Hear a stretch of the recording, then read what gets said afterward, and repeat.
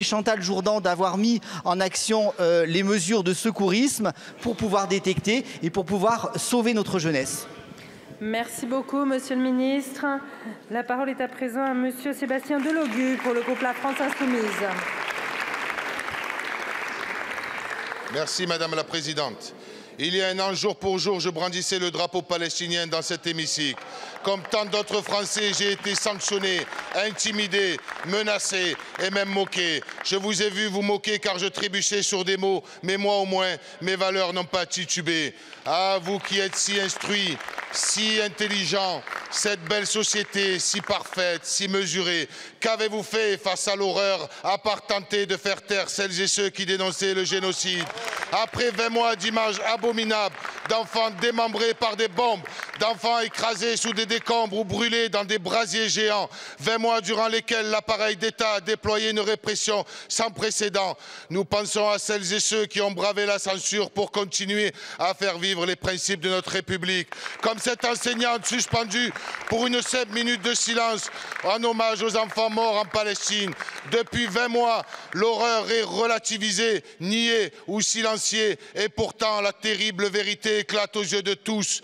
Beaucoup retournent leur veste, non pas par souci d'humanité envers le peuple palestinien, mais pour réhabiliter leur petite personne et faire oublier leur complicité politique et morale avec ce génocide. Mais peu importe au fond l'hypocrisie de celles et ceux qui ont dépensé leur énergie à nous faire passer pour des antisémites, tant que les voix du monde entier s'unissent dans l'urgence pour faire cesser le martyre du peuple palestinien. Car aucun innocent assassiné ne reviendra. Mais la France peut encore agir pour sauver celles et ceux qui survivent à Gaza. Alors, Monsieur le Premier ministre, ne nous refaites pas vos discours vides qui plaisent tant à celles et ceux qui préfèrent les belles paroles aux actes justes. Qu'attendez-vous pour suspendre l'accord d'association avec Israël, décréter un embargo sur les armes et surtout reconnaissez enfin l'État de Palestine? Je vous remercie. La parole est à Monsieur Jean-Noël Barrot, ministre chargé de l'Europe et des Affaires étrangères.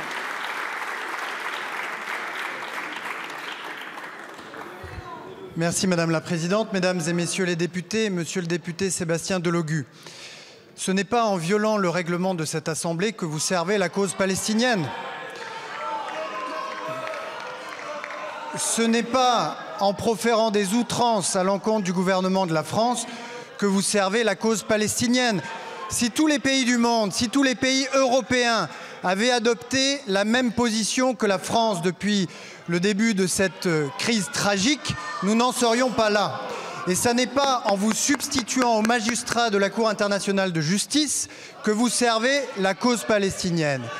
Alors oui, les militants de la paix considèrent qu'il faut exercer une pression sur le gouvernement israélien qu'il ne confonde pas avec le peuple israélien. Et c'est la raison pour laquelle nous avons soutenu l'initiative portée par les Pays-Bas de réexaminer l'accord d'association entre l'Union européenne et Israël.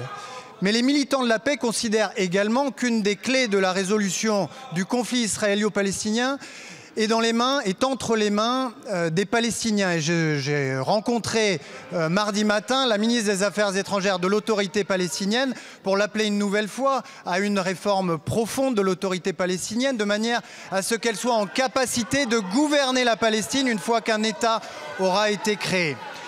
Les militants de la paix considèrent que l'une des clés est entre les mains des pays arabes de la région qui doivent soutenir l'autorité palestinienne et qui doivent accepter par avance de s'inscrire dans une architecture régionale de sécurité aux côtés de l'État d'Israël et d'un État palestinien. Et les militants de la paix n'hésitent pas à dénoncer, monsieur le député, le Hamas, qui porte une immense responsabilité dans la situation aujourd'hui à Gaza, qui s'est rendu responsable du pire massacre antisémite de notre histoire depuis la Shoah, qui a emporté 48 de nos compatriotes et que je vous invite, comme nous le faisons constamment, à dénoncer et à condamner pour la responsabilité qu'il porte dans le sort tragique des Palestiniens à Gaza. Merci beaucoup, monsieur le ministre.